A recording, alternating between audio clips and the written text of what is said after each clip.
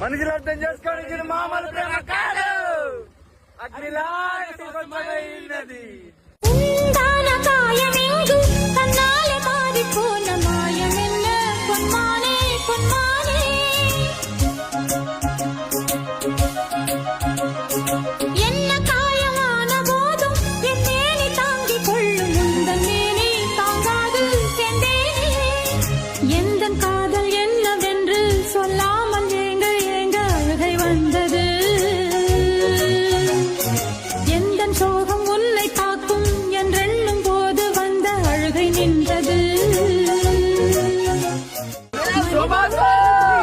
இது மனித